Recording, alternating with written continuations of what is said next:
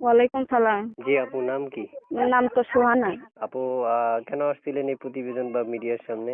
আসছিলাম যে ভালো একজন মনের মানুষ হইলে বিয়ে শাদী করবো, ওই জন্য আসছিলাম। আচ্ছা আচ্ছা আচ্ছা আচ্ছা। তো আপু, কেমন বয়সে মনে মানুষ আছেন যদি একটু বলতেন আমাকে? বয়স যদি একটু বেশি হয় আমার কোনো অসুবিধা নেই। যে কোনো বয়সী মানুষকে ভালোবাসবেন, জি। বিয়ে করবেন? জি। আচ্ছা আচ্ছা আচ্ছা। কোথায় থাকেন আপনি? থাকি সিলেটে। সিলেটে? জি। প্রিয়তমা ভালোবাসার মানুষ অপেক্ষা করতে বলে? সমস্যা কি, অপেক্ষা করব?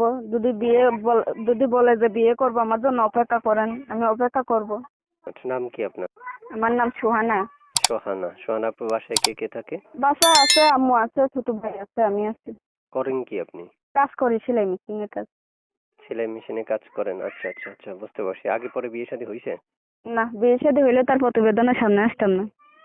আচ্ছা আচ্ছা আচ্ছা, বুঝতে পারছি। প্রিয় দর্শক, শুনতে পেরেছেন, আমি যার সাথে কথা বলছি নাম হচ্ছে সোহানা। উনি প্রতিবেদনে আসছে মনের মতো মানুষের জন্য। কেউ যদি তার সাথে কথা বলতে চান তাহলে এইচকে টিভি 555 চ্যানেলটা সাবস্ক্রাইব করে তারপর হচ্ছে ওনাকে ফোন করতে পারেন, যোগাযোগ করতে পারেন, কল করতে পারেন। যে কোনো সময় উনি কল রিসিভ করে আপনাদের সাথে কথা বলবে এই ব্যাপারে। তো আপু, এই নাম্বারে ইমো আছে? জি জি আছে। ইমোতে কথা বলতে পারবে? হ্যাঁ পারবে। প্রিয় দর্শক, আমাদের চ্যানেল যারা সাবস্ক্রাইব করে না তারা ইমোতে ফোন দিলে কল রিসিভ হবে না, তাই আগে চ্যানেল সাবস্ক্রাইব করে তারপর হচ্ছে ভিডিওতে একটা লাইক দিয়ে ওনাকে ফোন করুন। ওকে, ভালো থাকেন। আসসালামু আলাইকুম রহমতুল্লাহ। ওয়ালাইকুম সালাম। আচ্ছা।